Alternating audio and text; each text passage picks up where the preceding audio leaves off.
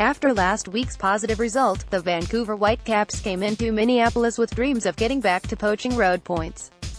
But, for all the positive moments the club put forward, there just wasn't enough to overturn a 1-0 deficit against 10-man Minnesota United FC.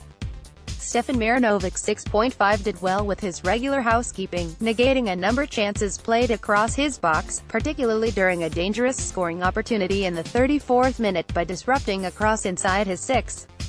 Even on the goal, he did well to block Miguel Ibarra's initial shot, only for the rebound to remain in front of the open net. Brett Levi's 4.5 It felt like Minnesota's plan for attack was to have a run at the young left back, and for the most part the Loons were successful. Levi's did well to get upfield offensively, leading all players on the day with 4 key passes, but defensively, it felt like he was getting rounded far too often. That, and losing track of Ibarra on the goal, though he's certainly not the only at fault here, let the negatives outweigh the positives. And Wasdone 5.5 had that wonderful chance on goal in the 9th minute, only to have Bobby Shuttleworth make one of his many great saves on the day, and hounded Mason Toye into a red card, where Toye actually threw an initial hard elbow at 49-13, 10 seconds before the one spotted by the ref. But on the goal, he looked lost. To a man, the Whitecaps did not react well to Minnesota's counterattack in the goal's build-up, but Wasdone was ultimately left with a lot of space to cover and no means to do so. Jose Asia 5 Like Wasdone, Asia looked lost as Alexi Gomez's ball found its way through the penalty area.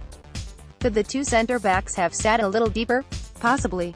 Again, the Loons counter caught Vancouver flat-footed, but the defensive line left a lot of space for a soft, bouncing cross to weasel through. The goal aside, Asia played well defensively, often recovering the ball in difficult situations, despite those recoveries sometimes being a result of his own less aimless passing.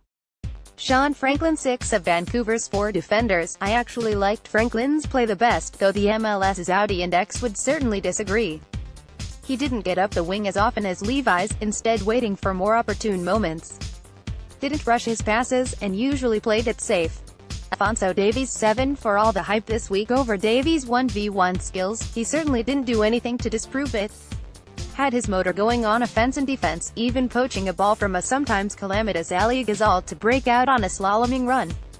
The only place he shouldn't dribble? Into the center of the pitch. Incidentally, that could speak to why he disappeared in the second half, as the Whitecaps were forced into maintaining a possession outside of Minnesota's defensive perimeter. If there's nowhere for Fonzie to run, he gets neutralized. Felipe 6.5 His passing was decent overall, but its efficiency tanked around the penalty area. In the final third, he completed less than half of his passes attempted, with only one successful pass into the penalty area. Needed a bit more creativity out of him, particularly after the Caps went up a man. Ali Ghazal 3.5 His defending was great, but his passing game. I'll put it this way, it certainly felt like he had more than 8 unsuccessful passes on the day, compared to 59 successful ones. But my biggest grievance was his decision-making in the build-up to Ibarra's goal. For whatever reason, he stepped forward to cover Davies' man on the wing as Davies was stepping forward to cover his man. This left a monstrous opening in the middle through which Minnesota romped. Bernie Abini 4 strong on any ball played to him in the air, but his ball control was suspect, whether through distribution or losing possession on the dribble. For all the strength he has in the air, Abini needs a little more grit and gumption to keep from being dispossessed. Largely absent, and almost entirely overshadowed by the 7 minutes served by his replacement, Breckshay 6.5, who, were it not for the left knuckle of Shuttleworth, would have stolen a point back for the Whitecaps.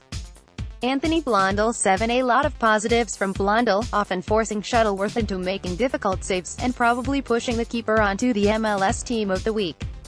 Like Davies, proved to have less impact in the second half, save for his ambitious 38-yard sky ball just prior to being subbed for K. Kamara 6.5. Incidentally, Kamara provided a very productive half-hour of soccer, though he arguably should have potted at least one of his chances. Would it be too much to have Kamara? Lively crosses, assertive control on distribution, and that inside-out corner kick in the 39th minute would have it been something had it landed on a Whitecap head rather than Michael Boxall's. Absolutely not the guy who should have made way for Yordi Reyna 6.5, that would have been Ghazal, but if like for like was the intent, Reyna at the very least kept the pressure on the Loons. Like Shea and Kamara, Reyna's inclusion made for some fantastic efforts on net, like this rip off the crossbar in the 70th minute, but not quite enough to change the game's outcome.